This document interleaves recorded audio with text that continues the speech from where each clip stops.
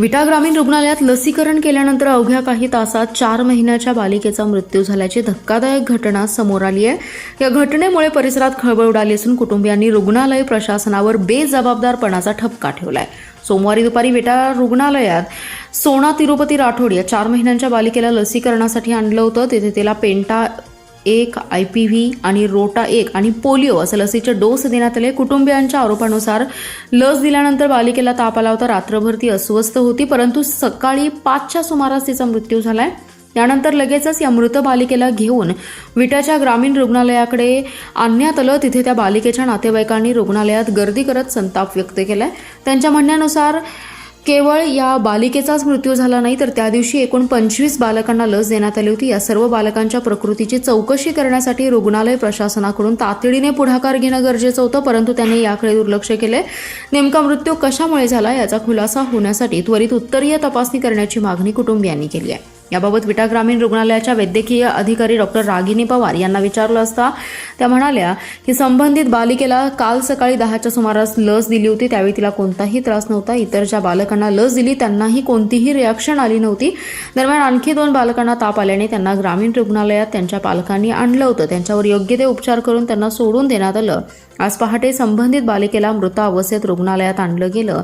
या घटनेची गांभीर्याने दखल घेत मृत्यूचं नेमकं कारण स्पष्ट करण्यासाठी बालिकेचा मृतदेह उत्तरीय तपासणीसाठी सांगलीच्या मेडिकल कॉलेजमध्ये पाठवण्यात आलाय। तसेच लसीकरण केलेल्या इतर 25 बालकांशी संपर्क साधून त्यांच्या प्रकृतीची विचारपूस करण्याचं काम सुरू असल्याचं प्रशासनाकडून सांगण्यात आलं।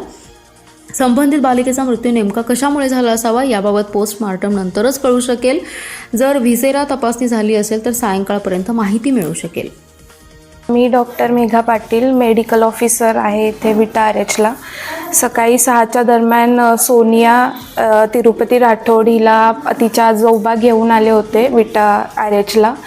तर जेव्हा बाळ आले तेव्हाच डेड होते। तर आम्ही तपासणी वगैरे करून तिच्याबद्दल सांगितले होते। काल तिने सकाळी 10च्या दरम्यान आपल्या इथे वॅक्सिनेशन घेतलेले, जे 3ऱ्या महिन्यातले असतात ते, आणि बाळाला वॅक्सिनेशन घेतल्यानंतर कोणत्याही प्रकारची रिॲक्शन नव्हती झाली।